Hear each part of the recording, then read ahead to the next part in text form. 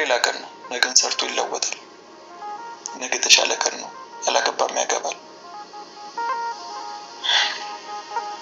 በተቻላችሁ መጠን ደግሞ የታመመ ሰው ጠይቁ፣ ተጠያየቁ። እዚህ ቦታ ላይ ስትቀመጡ ነው የሰው ልጅ ምን ያክል አስፈላጊ እንደሆነ የምታውቁት።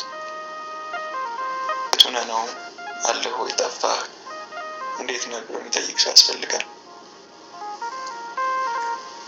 ይህን ከባድ ጊዜ ብቻዬን ከአኔ ጋር ብቻ በማሳለፌ በጣም እኔ በራሴ ነው ያፈርኩት፣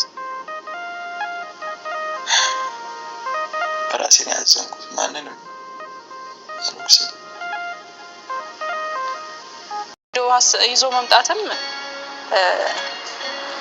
ትንሽ ይደብራል። ግን እናንተ ቤተሰቦቻችን እንድታውቁ እናንተ በኢንቦክስ ብዙ ሰው የተለያየ ሚዲያ ላይ ጃሙሽ ትንሽ ማለት ሲሻሉ ደግሞ ለታተሰጭ ታበሳጨው ፈልጌ አይደለም።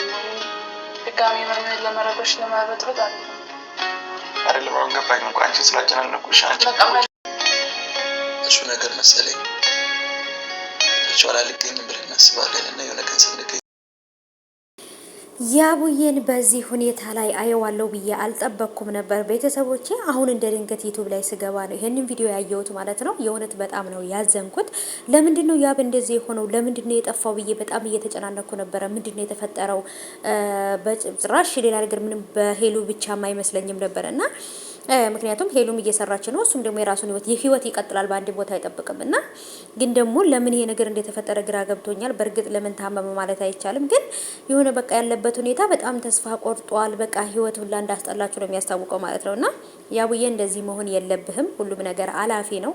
ስለዚህ አንተም ጠንክረ ተነስተክ ህይወት ወደፊት እንጂ ወደ ኋላ መሄድ አይቻልም። ስለዚህ ህይወትህን መቀጠል አለብህ ብዬ ነው የማስበው። እህቱ ራሱ በጣም ነው እንትን ያለችው። እናንተ የምትጠይቁትን ጥያቄ ለመመለስ ብለን ነው የመጣ ነው እንጂ ይሄንን ነገር ለእናንተ ማሳየት ፈልገን አይደለም ምናምን ብላለች።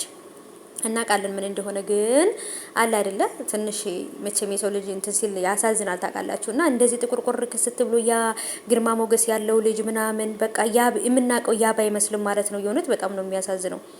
ያው በእርግጥ አንዳንድ ጊዜ ታውቃላችሁ እና ጥሩ ነገር ስሩ ጥሩ ነገር እንድታገኙ የሚባለው እንትን ነውና ብቻ ግን የእውነት በጣም አሳዝኖኛል።